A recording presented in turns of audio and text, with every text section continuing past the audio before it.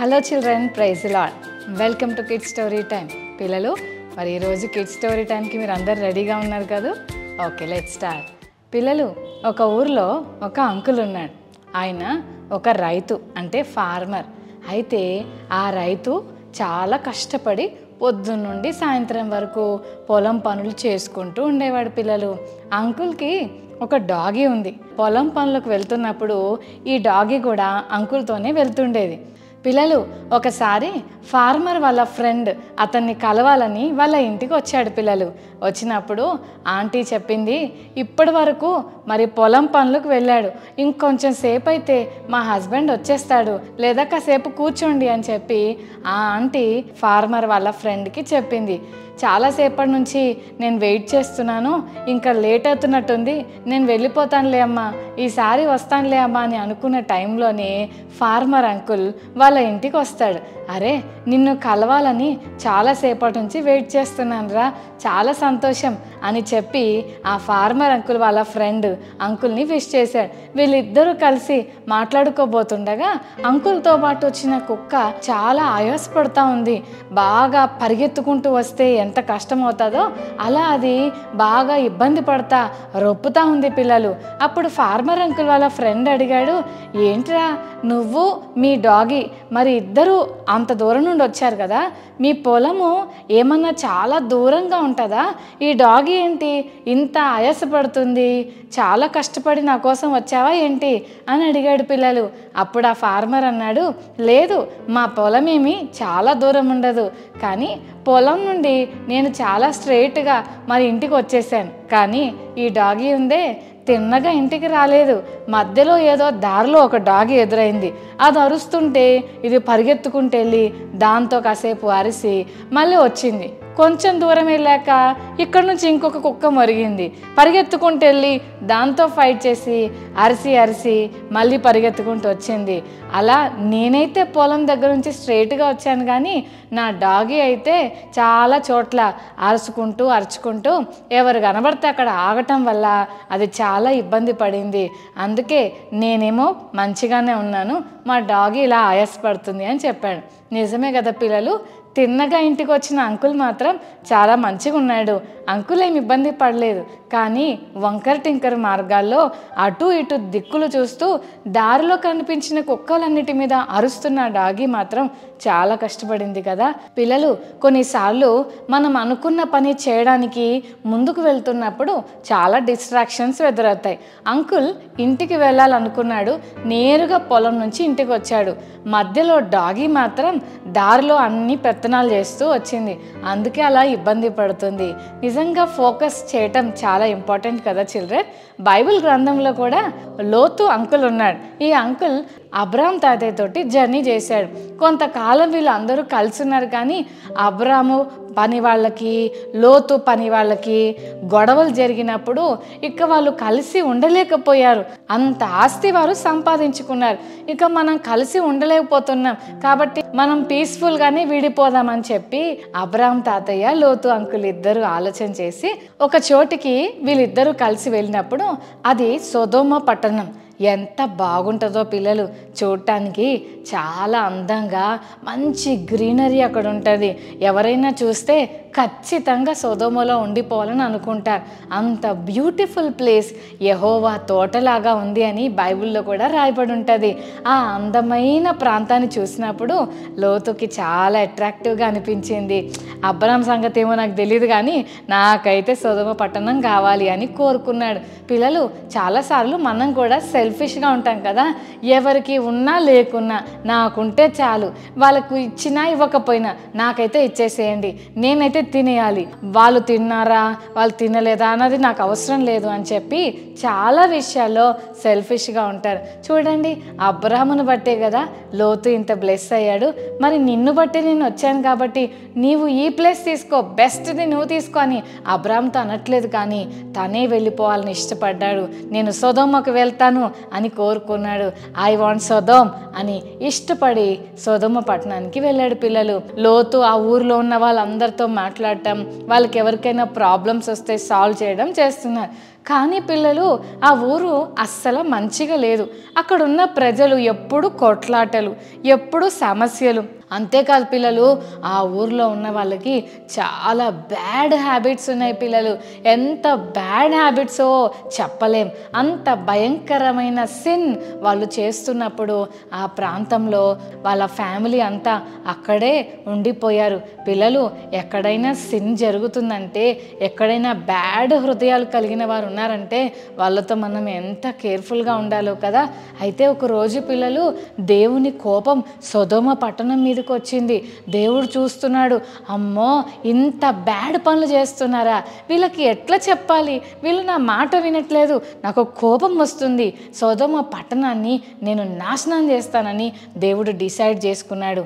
అబ్రాహాము ఇంటికి వెళ్ళి రిటర్న్ వస్తున్నప్పుడు 3 దూతలు చెప్తున్నారు, అవును అబ్రహాం, నేను ఒక విషయం చెప్పాలి నీకు అని అంటే, ఏంటి చెప్పండి ప్రభువా అని అన్నప్పుడు, అప్పుడు ఆ దూతలలో ఒక దూత అన్నాడు, ఇదిగో నేను సొదొమ పట్టణాన్ని నాశనం చేయడానికి వెళ్తున్నాను అని చెప్పాడు పిల్లలు. అప్పుడు అబ్రాహాము చాలా రిక్వెస్ట్ చేశాడు, ప్లీజ్ సొదొమ పట్టణంలో నీతిమంతులు ఉంటారు కదా, బ్యాడ్ పీపుల్తో గుడ్ పీపుల్ని కూడా మీరు నాశనం చేస్తే ఎలాగా, ప్లీజ్ కాపాడండి అని ఎంతో రిక్వెస్ట్ చేశాడు. అక్కడ ఎవరు నీతిమంతులు దొరకలేదు, ఒక లోతు తప్ప. అందుకని లోతు కుటుంబాన్ని కాపాడడానికి దేవుని దూతలు 2 సొదొమకు వెళ్ళారు పిల్లలు.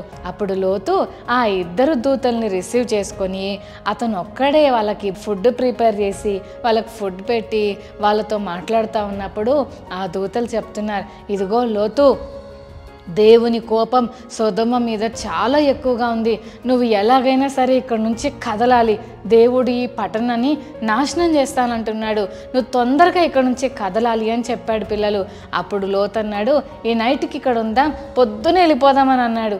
పొద్దున్న వెళ్ళిపోదామని చెప్పిన తర్వాత ఆ రాత్రి ఊర్లో ఉన్న వాళ్ళందరూ కూడా లోతు ఇంటి మీదకి వచ్చి చాలా బ్యాడ్గా మాట్లాడుతూ ఉన్నారు పిల్లలు. అసలు ఆ దేవుడు ఎంత ఓర్చుకున్నాడో, అసలు ఎంత భయంకరమైన అపాయం నుంచి దేవుడు వాళ్ళను తప్పించాడు. ఎర్లీ మార్నింగ్ లేగగానే ఆ దూతలు చెప్తున్నారు, లోతు తొందరగా ఇక్కడ నుంచి పారిపోవాలి, దేవుని కోపం స్టార్ట్ అయిపోతుంది, ఈ పట్టణం నాశనం అయిపోద్ది, కమాన్ గెట్ అప్ అని చెప్తుంటే, ఒక నిమిషం వచ్చేస్తున్నా, ఒక్క నిమిషం, ఇదిగో ఇక్కడ చిన్న పని ఉంది, లేదా అక్కడ కొంచెం పని ఉంది అని లేట్ చేస్తూ ఉన్నాడు. లోతు వాళ్ళ భార్యకి చెప్తున్నాడు, అమ్మ రెడీ అవ్వంటే ఆంటీ లేట్ చేస్తుంది, వాళ్ళ పిల్లల్ని రెడీ అవ్వమంటే వాళ్ళు లేట్ చేస్తున్నారు, అందరు లేట్ చేస్తుంటే చాలాసేపు అయినా బయటికి రాకపోయేసరికి దేవుని దూతలు ఏం చేశారంటే చేతులు పట్టుకొని లోతు అంకుల్ని, వాళ్ళ వైఫ్ని, వాళ్ళ 2 ఆడపిల్లల్ని పట్టుకొని లాక్కొని వచ్చి ఆ సొదొమ పట్టణంలో నుంచి బయటికి తీసుకొచ్చేశారు. అంతేకాదు, బయటికి వచ్చిన తర్వాత దేవుని దూత అంటున్నాడు, లోతు ఈ మైదానంలో నుంచి వెనక్కి తిరగకుండా ఆ కొండ కనిపిస్తుంది చూసావా, ఆ కొండకు పారిపోండి, అటు ఇటు చూడొద్దు, స్ట్రేట్గా మీరు ఫోకస్డ్గా ముందుకే చూసుకుంటూ వెళ్ళిపోవాలి, గుర్తుపెట్టుకోండి వెనక్కి ఎట్టి పరిస్థితిలో చూడొద్దని చెప్పాడు పిల్లలు. లోతు అంటున్నాడు, అలా కాదు ప్రభా, ఒక్కసారి నా మాట వినండి, అంత దూరం ఎందుకులే, అక్కడ కాదు కానీ ఇదిగో ఇక్కడే ఒక ఊరు ఉంది, ఈ ఊర్లోకి వెళ్ళిపోతానులే అని లోతు మరి దూతతో చెప్పాడు పిల్లలు. నిజమే కదా, చాలాసార్లు మనం కూడా దేవుడు మనకి ఏదైనా చెప్తే ఇట్లా కాదు ప్రవ్వా అంట. మమ్మీ డాడీ ఏదైనా చెప్తే, మమ్మీ ఇట్లా కాదు మమ్మీ, నీకు తెలియదు మమ్మీ అని మమ్మీని డాడీని వాళ్ళు చెప్పిన మాట మనం వినకుండా వాళ్ళకి తిరగబడి మాట్లాడుతూ ఉంటారు చాలామంది పిల్లలు. మనకి ఎవరైనా ఏదైనా చెప్తే దానికి మనం లోబట్టం, మనకు ఆశీర్వాదం పిల్లలు. లోతుకు దూత చెప్పాడు, కమాన్ ఆ కొండ దగ్గరకు పరిగెత్తు అని అంటే, అలాగూ కాదు ప్రవ్వా, చెల్లి తమ్ముడు, నువ్వు కూడా ఎవరైనా నీకు మంచి మాటలు చెప్తుంటే ఇట్లా కాదు కానీ అట్లా కాదు కానీ ఇట్లా అని నువ్వు తిరిగి మాట్లాడుతున్నావా, బ్యాక్ ఆన్సర్స్ ఇస్తున్నావా, తప్పు కదా. లోతు అలా చేయడం వల్ల చాలా నష్టపోయాడు పిల్లలు. సరే ఎక్కడో చోట పరిగెత్తు అని దూత చెప్పినప్పుడు లోతు పరిగెత్తుతూ ఉన్నాడు. వాళ్ళ వైఫ్కి చెప్తున్నాడు, అమ్మ వెనక్కి తిరగొద్దు, డాటర్స్కి చెప్తున్నాడు, వెనక్కి తిరక్కండి, పరిగెత్తండి, ముందుకు పరిగెత్తండి. పైనుంచి ఫైర్ బాల్స్ వస్తున్నాయి, ఆ పట్టణాన్ని నాశనం చేస్తూ ఉన్నాయి. వీళ్ళు పరిగెత్తుతూ ఉంటే ఆ ఆంటీ ఉంది కదా లోతు వాళ్ళ వైఫ్ మెల్లగా వెనక్కి తిరిగి, ఏం జరుగుతుంది అని వెనక్కి తిరిగి చూసింది పిల్లలు. అయ్యో, వెనక్కి తిరిగి చూడటం వల్ల ఆంటీ ఉప్పు స్తంభం అయిపోయింది పిల్లలు. ఇంకా ఆంటీ సాల్ట్ పిల్లర్ అయిపోయింది, కదలటానికి లేదు. ఆంటీ ఫ్రీజ్ అయిపోయింది పిల్లలు, ఇంకా కదలటానికి లేదు. కనీసం ఆంటీ ఎలా ఉంది అని చూడటానికి వీళ్ళకి తిరిగిన వీళ్ళకి చాలా డేంజర్ అని వాళ్ళు పరిగెత్తుకుంటూ ఆ ఊరిలోకి వెళ్ళిపోయారు. కానీ విచారకరమైన విషయం ఏంటంటే, పారిపోమన్నప్పుడు ఆంటీ ఆ మాట వినక వెనక్కి తిరగడం వల్ల అక్కడే ఒక ఉప్పు స్తంభంగా మిగిలిపోయింది. అంటే ఫోకస్ చాలా ఇంపార్టెంట్ కదా చిల్డ్రన్. మనం ముందుకు చూడమన్నప్పుడు అటే చూడటం చాలా ఇంపార్టెంట్. పిల్లలు, మీరు ఎప్పుడైనా లెమన్ అండ్ స్పూన్ ఆడారా? రన్నింగ్ రేస్ ఆడారా? ఫ్రాగ్ జంప్ ఆడారా? ఇలాంటి రేసెస్ పెట్టినప్పుడు మనము ఫినిష్ లైన్ వైపు చూస్తాం కదా. ఎవరైనా అయ్యో నీ లెమన్ పడిపోయిందా, అయ్యో అని కంగారు పెడుతుంటే టక్కమని ఇలా తిరిగితే మన లెమన్ కింద పడిపోద్ది. అంటే మనము ఆటలో గెలవలేం కదా పిల్లలు. కాబట్టి మనము ఫినిష్ లైన్ వైపే చూడాలి. ఓకేనా చిల్డ్రన్? మరి ఇందాక మనం చూసాం, ఫార్మర్ అంకుల్ ఇంటికి బయలుదేరిన వాడు ఇంటికే వెళ్ళాలనుకున్నాడు. అందుకని ఏ డిస్ట్రాక్షన్స్ అడ్డం వచ్చినా అంకుల్ వాటిని పట్టించుకోలేదు. కానీ డాగీ ఏం చేసింది? కనిపించిన ప్రతి డాగీతో ఫైట్ చేసుకుంటూ, అరుచుకుంటూ, కేకలేసుకుంటూ, ఆయాసపడుతూ వచ్చింది. పిల్లలు, డిస్ట్రాక్షన్స్ వల్ల మనకు చాలా ఇబ్బందులు ఎదురవుతాయి. లోతు అంకుల్ని వాళ్ళ ఫ్యామిలీ అందరినీ పారిపోమన్నప్పుడు లోతు అంకుల్ వాళ్ళ డాటర్స్ పరిగెత్తారు, కానీ ఆంటీ వెనక్కి చూసింది. ఆంటీ ఉప్పు స్తంభం అయిపోయింది. మనము ఎటు చూడాలో అటు చూడకుండా అటు ఇటు చూస్తే మనకు నష్టం. కాబట్టి ఈరోజు లెసన్లు మనం ఏం నేర్చుకుంటున్నాం అంటే, పిల్లలు మనం దేవుని వైపు చూడాలి. లోకం వైపు చూస్తే మనం దేవుని వైపు చూడలేం పిల్లలు. ఈ లోకంలో ఉన్నవి కలర్ఫుల్ వరల్డ్లో మనల్ని అనేకమైన పాప సంబంధమైనవి మనల్ని డిస్టర్బ్ చేయడానికి చూస్తూ ఉంటాయి. అందుకని మనము లోకాన్ని చూడకూడదు, లోకాన్ని ఎక్కువగా ప్రేమించకూడదు.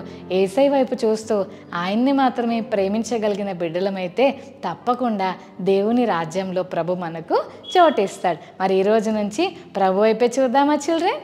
రైట్. మరి కళ్ళు మూసుకోండి, యేసయ్యని అడుగుదాం. యేసయ్య, నేను నిన్నే చూడడానికి నాకు సహాయం చేయండి, లోకం వైపు నాకు మనసు లేకుండా చేయి ప్రభు అని ప్రభుని అడుగుదాం. ఓకేనా? కళ్ళు మూసుకోండి, ప్రార్థన చేసుకుందాం. పరిశుద్ధుడా, మీకు వందనాలు ప్రభువా. ఇప్పటి వరకు మీరు మాట్లాడిన మాటలను బట్టి వందనాలు. ఫార్మర్ ఎంత స్ట్రైట్గా ఇంటికి వచ్చాడు, కానీ డాగీ మరి చుట్టుపక్కలున్న డాగీస్తో ఫైట్ చేసి మరి డిస్ట్రాక్ట్ అయ్యి ఆయాసపడుతూ వచ్చింది ప్రభువా. మరి లోతు అంకుల్ పరిగెత్తాడు, వాళ్ళ డాటర్స్ పరిగెత్తారు, కానీ ముందుకు చూడక ఆంటీ వెనక్కు తిరిగి ఉప్పు స్తంభం అయిపోయింది. ప్రభువా, మా జీవితాల్లో కూడా మేము అనేక సార్లు లోకం వైపు, పాపం వైపు చూడటం వల్ల మేము కూడా నీ నుండి దూరం అయిపోతామేమో అని మీరు మమ్మల్ని హెచ్చరిస్తున్నారు. ఈరోజు లెసన్ వింటున్న ప్రతి చెల్లి తమ్ముడు కూడా మేమందరం కూడా నిన్ను చూడటానికి సహాయం చేయండి. నీ వైపు చూడటానికి మాకు నీ కృపను అనుగ్రహించమని ప్రార్థిస్తున్నాం. ఈ లోకంలో ఎన్నో రకమైన డిస్ట్రాక్షన్స్ మమ్మల్ని నీ వైపు చూడనీయకుండా డిస్టర్బ్ చేస్తుండగా ప్రభువా, వాటిని అన్నిటినీ జయించి నీ వైపు చూస్తూ నీకు ఇష్టమైన బిడ్డలుగా జీవించే కృప మా అందరికీ దయచేయమని, కిడ్స్ స్టోరీ టైం చూస్తున్న ప్రతి చెల్లి తమ్ముడిని బ్లెస్ చేయమని యేసు నామమున వేడుకొని ప్రార్థిస్తున్నాం తండ్రి. ఆమేన్. ఓకే చిల్డ్రన్, మరి ఈరోజు మెమరీ వర్స్ నేర్చుకుందామా? కొలస్సీ 3:1. మీరు క్రీస్తుతో కూడా లేపబడిన వారైతే పైనున్న వాటినే వెదకుడి. మరోసారి నేర్చుకుందామా చిల్డ్రన్? కొలోషియన్స్ 3:1. కొలస్సీ 3:1. మీరు క్రీస్తుతో కూడా లేపబడిన వారైతే పైనున్న వాటినే వెదకుడి. కొలస్సీ 3:1. Okay children, God bless you. Bye.